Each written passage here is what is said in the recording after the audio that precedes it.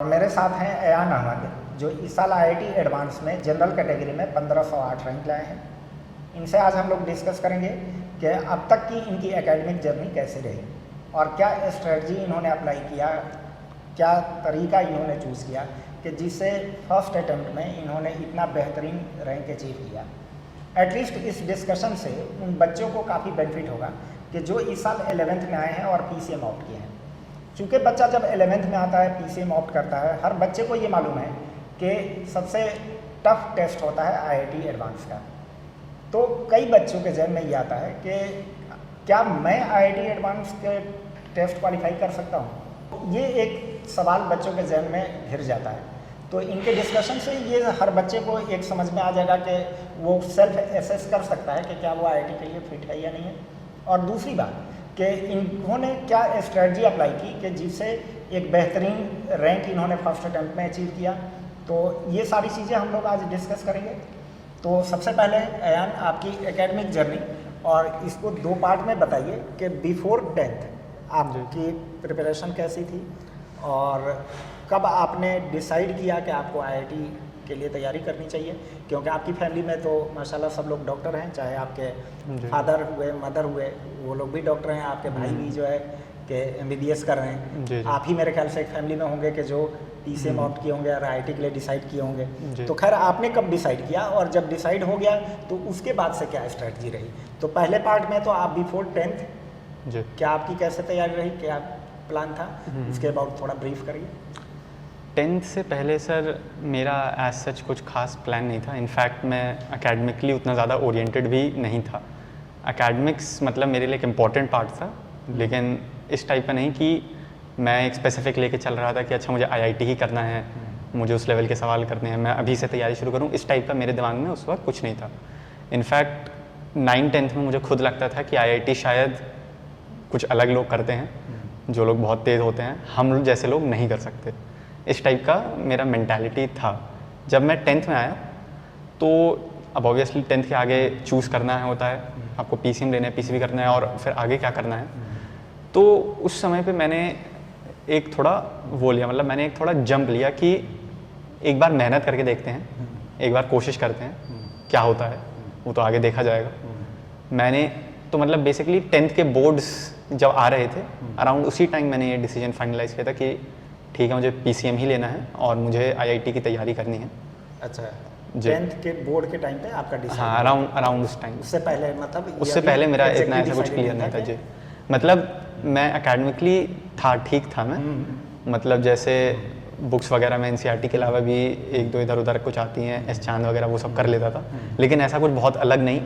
In fact दिन में मैं मुश्किल से 2-3 घंटा पढ़ता हूँ मैं नॉर्मली 10th से पहले। सो मेनली मेरा 10th में आके डिसाइड हुआ था कि ओके अब ये करना है।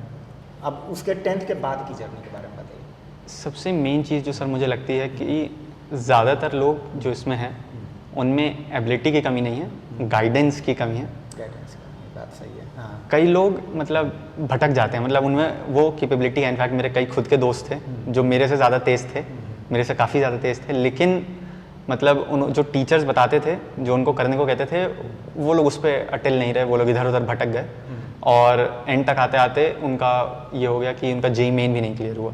अच्छा।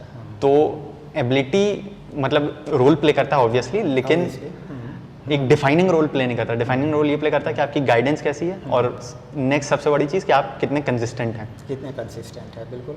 एक चीज़ जो मैं बोलूँगा कि मैं पूरे 2 साल कंसिस्टेंट रहा हूँ, जिस पे मुझे गर्व भी है अपने आप पर। बिल्कुल। कि कई लोग का ये होता है कि 3-4 महीने पढ़ेंगे सीरियसली शुरू में जोश में, और फिर उनका वो डिक्लाइन होने लगता है। डिक्लाइन नहीं होता तो क्या होता है कि 1-2 महीने पढ़ना छोड़ दिया, फिर वापस पिकअप करा। इस टाइप की जो चीज़ें हैं, इससे जाहिर सी बात है रैंक आपकी नीचे जाती है एंड में जाके। बिल्कुल। तो एक ये चीज़ है जो आपको नहीं करनी है। मतलब आपको कंसिस्टेंट रहना है, आपको हर दिन पढ़ना है। मतलब अगर हर दिन आप नहीं भी पढ़ रहे हैं, हाँ, अगर आपको बहुत लंबा टाइम से वो चल रहा है तो आपने एक दिन का ब्रेक ले लिया, वो अंडरस्टैंडेबल है, लेकिन आप इस टाइप का नहीं कर सकते कि आपका प्रिपरेशन चल रहा है और आप बीच में 1 हफ्ते शिमला चले गए। इस टाइप की चीज़ नहीं होनी चाहिए। नहीं होनी चाहिए। कंसिस्टेंट कम से कम 2 साल की मेहनत अगर कोई करेगा तभी मुझे लगता है ये आई थिंक सबके लिए ही पॉसिबल। जी जी। ये बात एक बार सारे व्यूवर्स को एक बात ये भी बता दूं मैं इनका 10th एग्ज़ाम आई थिंक 25 मार्च में ख़त्म हुआ, यानी कि 2024 की बात करें तो 25 मार्च में 10th एग्ज़ाम ख़त्म हुआ। इनके 26 मार्च में इनके अब्बू और अम्मी मुझसे मिलने के लिए आए थे कि आपके जो आईआईटी का प्रोग्राम चलता है उसमें उसको थोड़ा सा डिटेल में बताइए कि कैसे आप लोग पढ़ाते हैं, मटेरियल क्या है, मॉड्यूल क्या है और बाकी सारी चीज़ें, टेस्ट वगैरह क्या रहता है। ये 26 मार्च की बात है। आई थिंक 27 में उनकी 28 मार्च से डिसाइड हो गया कि हाँ सर कि हम जो है कि अब इनका यही प्लान है कि आईआईटी के लिए अब ये स्टार्ट करते हैं। तो आई थिंक उसके बोर्ड के तीसरे दिन से इनकी प्रिपरेशन स्टार्ट हो गई। तो ये एक बड़ी बात रही। ठीक है, अब उसके बाद जो है कि नेक्स्ट अब प्रिपरेशन की भी तो कुछ गाइडलाइंस होती होंगी, कैसे मतलब कि क्या कुछ भी आप पढ़ लें तो उससे तो तैयारी नहीं हो सकती है। अच्छा, जैसे कि इन्होंने बीच में एक बात बताई तो उसी पे मुझे याद आया, जब इनकी 3rd क्लास थी, 3rd या 4th क्लास, तो इन्होंने बताया कि सर 9th 10th में मेरे साथ जो बच्चे थे कुछ कि वो काफ़ी स्मार्ट हैं मुझसे, मैं ट्राई करता हूँ कि उनकी तरह मैं भी बनूँ। ठीक है, मैंने ऐसे ही चूँकि उस वक्त अभी ये 10th में थे, उतने मैच्योर तो नहीं थे, अभी जस्ट 10th से बात हुए थे, मैं ऐसे ही इनकी बातों पे मुस्कुराया। मैंने कहा कि ठीक है कि देखते हैं, आपका काम है कि आप अपना काम करते रहिए, आगे बढ़िए, फिर उसके बाद कब आप उस पोजीशन तक पहुंच पाते हैं। ठीक है, 2-3 टेस्ट के बाद जो है कि इनका पोजीशन जब रैंक 1 पे आने लगा तो खुद इन्हें समझ में आ गया कि हाँ कि जो हमने पाथ जो बताया जा रहा है, जो हमें सजेस्ट किया जा रहा है कि वो एक राइट वे में जा रहा है, और अब इन्हें भी कॉन्फिडेंस बिल्ड हो गया कि हाँ कि मैं और बेहतर कर सकता हूँ। तो ये बात तो है कि बच्चे में कंसिस्टेंसी एक होनी चाहिए। ठीक है, तो आप अपनी प्रिपरेशन गाइडलाइंस वगैरह क्या मतलब कि लगता है कि जो एक अहम रोल प्ले किया? सबसे बड़ी चीज़ तो सर जैसे मैंने शुरू में ही बोला था कि गाइडेंस जो है वो आई थिंक एक सबसे डिफाइनिंग रोल वही प्ले करता है। जिसके पास अच्छी गाइडेंस होगी वो कर लेगा, जिसके पास अच्छी गाइडेंस नहीं होगी उसके लिए काफ़ी ज़्यादा टफ है। तो आई थिंक मेरे लिए काफ़ी बड़ी चीज़ तो मेरे लिए ये थी कि जो मुझे बोला गया मैंने करा। हाँ, मैं ऐसा नहीं है कि एकदम ब्लाइंडली करा, लेकिन आप वैसा ही समझ सकते हैं। मतलब थोड़ा मैंने दिमाग लगाया, लेकिन ऑलमोस्ट जितना मुझे बोला गया मैंने उतना सब कुछ करा है। तो बच्चों के साथ अक्सर क्या होता है कि टीचर कुछ बोल रहा है, लेकिन अगर उन्होंने ऑनलाइन कुछ और देखा है कि ऑनलाइन कोई कुछ और बोल रहा है तो उनको एक फोमो होने लगता है कि अच्छा ये लोग तो कुछ और कर रहे हैं, हम लोग को टीचर्स बोल रहे हैं नहीं नोट्स बनाओ, क्लासेस में रेगुलर रहो, ये सब तो पुरानी चीज़ें हैं, और वो लोग ट्रैक से उतरने लगते हैं और फिर वहीं से डिक्लाइन चालू हो जाता है। तो ये मैंने नहीं करा, और आई थिंक ये एक सबसे बड़ी चीज़ थी कि टीचर जो आपको बता रहे हैं, टीचर जो आपको असाइनमेंट्स दे रहे हैं, टीचर आपको कह रहे हैं कि क्लासेस रेगुलर करो, टेस्ट टाइम पे दो, 1-2 दिन डिले मत करो। एक तो ये और चीज़ कि मेरे पूरे 2 साल में टेस्ट मेरे जैसे भी हों, जैसी भी प्रिपरेशन हो मेरी, अगर मेरा आधा ही सिलेबस भी कवर्ड है, मैंने टेस्ट उसी दिन दिया। एक भी टेस्ट मेरा ऐसा नहीं होगा जो मैंने एक भी दिन डिले करा हो। एक तो ये चीज़, टेस्ट में आप कंसिस्टेंट रहें, क्लासेस में आप कंसिस्टेंट रहें, टीचर जो बोल रहे हैं आप उसको फॉलो करें स्ट्रिक्टली जी, एकदम स्ट्रिक्टली। हाँ, नहीं तो 2 डायरेक्शन में अलग चीज़ जाती है। हम कह रहे हैं कि आप ये करो, आप कह रहे हो कि भाई कि हमें ये भी करना है, तो ना तो ये हो पाएगा ना वो हो पाएगा। तो एक तरीके से आपको बिल्कुल बिलीव करना चाहिए कि जो टीचर आपको बता रहे हैं कि आप वो जो गाइड कर रहे हैं उस पर आपको यकीन करना चाहिए। और नो डाउट हम लोग भी इस बात को अप्रिशिएट करते हैं। हम लोग से मतलब कि हमारी पूरी टीम मतलब कि इस बात को अप्रिशिएट करती है कि जो हमने एक बार कह दिया तो अयान उससे कभी डगमग नहीं हुए, मतलब कि कह दिया कि भाई कि हाँ ठीक है, क्या आपको जो है कि कोई फला मतलब के लेक्चर्स वगैरह इधर उधर कंसल्ट नहीं करना है। अगर केमिस्ट्री में जैसे बताया गया कि हाँ क्या आपको पहले ये पूरी बुक करिए तो उतने पे ही रहे। तो ये सारी चीज़ें मतलब कि जो कुछ भी XYZ बताया गया कि जैसे ये असाइनमेंट करिए तो वही असाइनमेंट करें। तो ये सारी चीज़ें मिल करके एक कलेक्टिव रिजल्ट इस तरह से ही बनता है। तो ये बातें तो हम लोग भी इसको अप्रिशिएट करते हैं। अच्छा, इसमें एक और चीज़ जो है कि अच्छा टीचर पहले आप ढूंढें, अच्छे टीचर को ब्लाइंडली फॉलो करना चाहिए। क्योंकि मेरे कुछ दोस्त थे, उनका मतलब एक टीचर था, मैं नाम तो नहीं लूँगा, लेकिन उनके एक केमिस्ट्री के टीचर थे जो कि गलत चीज़ें पढ़ा देते थे। मतलब फैक्चुअली जो गलत चीज़ें हैं, कोई ट्रेंड गलत पढ़ा दिया, ऑर्डर गलत बता दिया, इस टाइप की चीज़ें। तो अब आप ऑब्वियसली अगर आप गलत टीचर को ब्लाइंडली फॉलो करने लगे तो आपका गलत हो जाएगा। तो पहला स्टेप है कि आप एक अच्छा टीचर ढूंढें, अच्छी जगह ढूंढें जहाँ पे आपको बिलीफ हो और फिर आप उसको ब्लाइंडली फॉलो करें, ब्लाइंडली फॉलो तो आपका फॉर श्योर आराम से हो जाएगा। हो जाएगा। क्या आईआईटी का प्रिपरेशन जो है कि वो मेंस हो या बाकी जो आपके बोर्ड वगैरह जी। हैं, क्या उससे अलग डायरेक्शन में जा रहा होता है या उसके लिए कुछ अलग तरीका होता है? आप कैसे इनको लेकर के चलते हैं कि बोर्ड है, जेई मेंस है और जेई एडवांस है, जी जी। तो क्या ये तीन अलग तैयारी डायरेक्शन तो कुछ नहीं है सर, मतलब ये एक ही तैयारी के 3 लेवल्स हैं।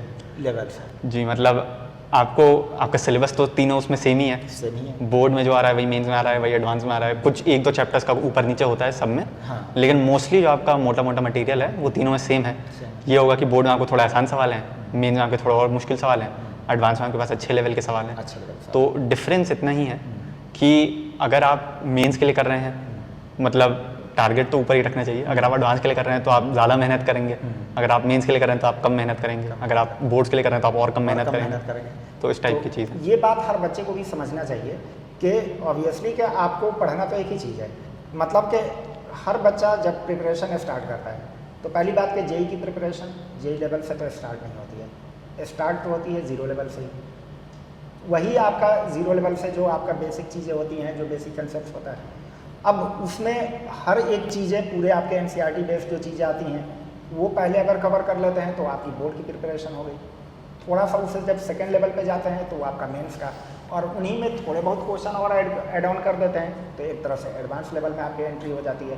तो पढ़ना तो एक कॉमन चीज़ ही है, यह कि उसमें कितनी डेप्थ तक जाते हैं वो डिसाइड करता है कि आपकी प्रिपरेशन क्या बोर्ड लेवल पे ही स्टॉप हो जाती है या मेंस लेवल पे जाकर रुकती है या एडवांस तक। और अगर हम इसमें बात करें कि जो भी बच्चा मेंस के अपर लेवल तक पहुंच गया तो समझिए कि बस उसके बाद 2 कदम बढ़ाना होता है एडवांस लेवल तक जाने के लिए।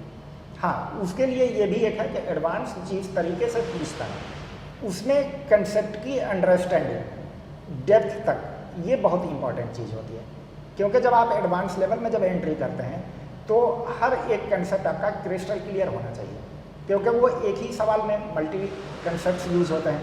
अगर एक भी अगर कंसेप्ट में कहीं अगर गलती है या अगर नहीं समझ पाते हैं तो वो फिर एडवांस लेवल वो डगमगा जाता है। एक तो चीज़ जो मैं बोलूँगा कि 10th की जो मैथ्स का लेवल होता है या इन जनरल जो लेवल होता है कॉग्निटिव लेवल, और 11th का जो कॉग्निटिव लेवल होता है उसमें काफ़ी बड़ा जंप आता है। जंप आता है।